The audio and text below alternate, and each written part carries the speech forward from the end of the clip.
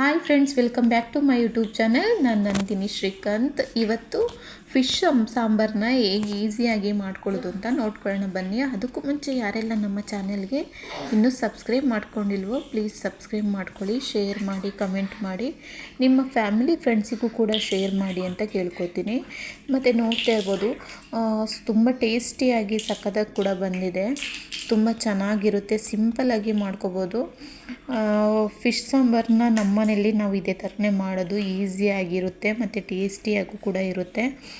ಇನ್ಸ್ಟೆಂಟಾಗಿ ಬೇಗ ಮಾಡ್ಕೋಬೋದು ಅಂತ ಅಂದರೆ ಈ ರೆಸಿಪಿನ ನೋಡಿ ಅಂತ ಕೇಳ್ತೀನಿ. ಬನ್ನಿ ಹೇಗೆ ಈ ರೆಸಿಪಿನ ಮಾಡೋದು ಅಂತ ನೋಡ್ಕೊಳ್ಳೋಣ.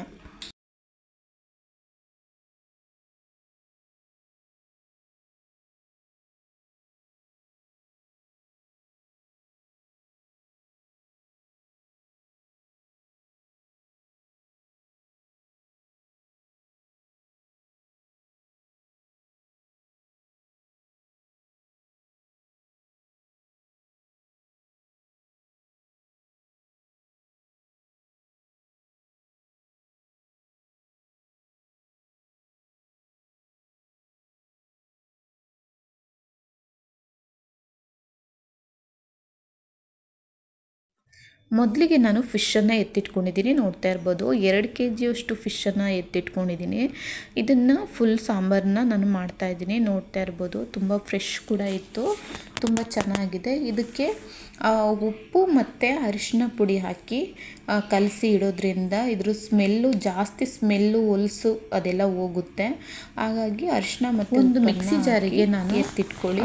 ಒಂದು ಅರ್ಧ ಹೋಳಷ್ಟು ತೆಂಗಿನಕಾಯಿ ತುರಿನ ಎತ್ತಿಟ್ಕೊಂಡಿದ್ದೀನಿ. ಒಂದು 2-3 ಸ್ಪೂನಷ್ಟು ಹುರುಗಡ್ಲೆನ ಎತ್ತಿಟ್ಕೊಂಡಿದ್ದೀನಿ. ಮತ್ತು ಚಕ್ಕೆ ಒಂದು 3-4 ಪೀಸನ್ನು ಹಾಕ್ಕೊಳ್ತಾ ಇದ್ದೀನಿ.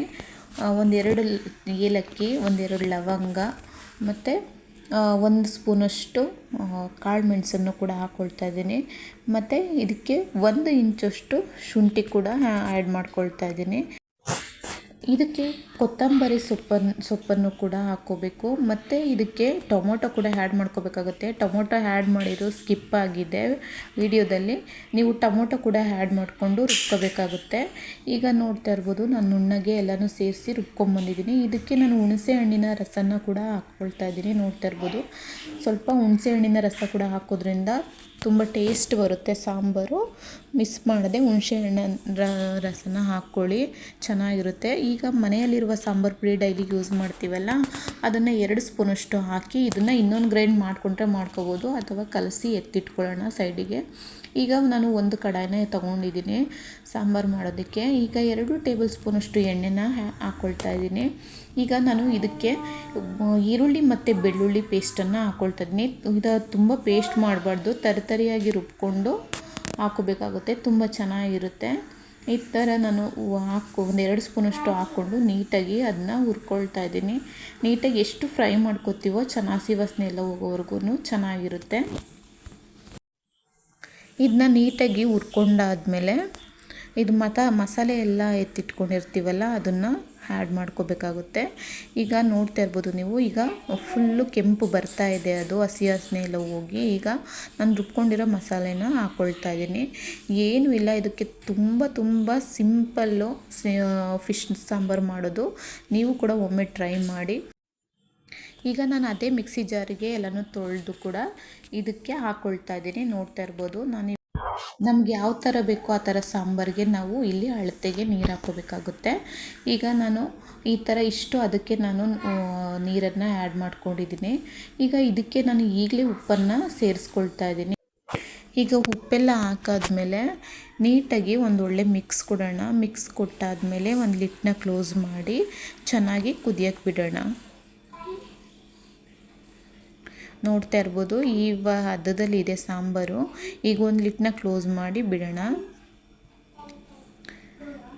ಈಗ ನೋಡ್ತಾ ಇರ್ಬೋದು, ಸಾಂಬಾರು ರೆಡಿ ಆಗಿದೆ, ಕುದೀತಾ ಇದೆ ತುಂಬ ಚೆನ್ನಾಗಿ.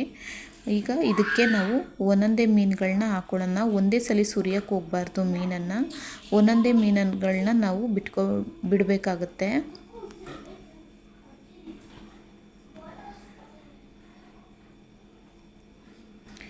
ಈಗ ಬಿಟ್ಟ ಮೇಲೆ ನಾವು ಅದನ್ನು ತಿರ್ಗ್ಸೋಕ್ಕೆ ಹೋಗಬಾರ್ದು. ಹಾಗೆ ಒಂದು ಲಿಡ್ನ ಕ್ಲೋಸ್ ಮಾಡಿ ನಾವು ಕುದಿಯೋಕ್ಕೆ ಬಿಡೋಣ.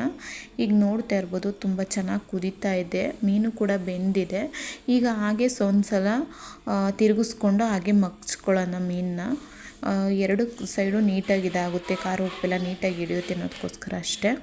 ಈಗ ನೀಟಾಗಿ ತಿರುಗಿಸ್ಕೊಂಡಾದ್ಮೇಲೆ ಒಂದು ಲಿಡ್ನ ಕ್ಲೋಸ್ ಮಾಡಿ ಮತ್ತೆ ಕುದಿಯೋಕ್ಕೆ ಅಂತ ಬಿಡ್ತಿದ್ದೀನಿ.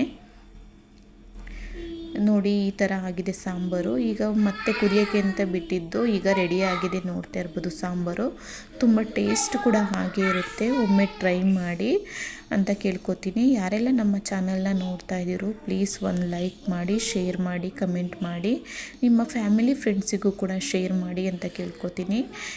ವಿಡಿಯೋ ನೋಡಿದ್ದಕ್ಕಾಗಿ ಧನ್ಯವಾದಗಳು.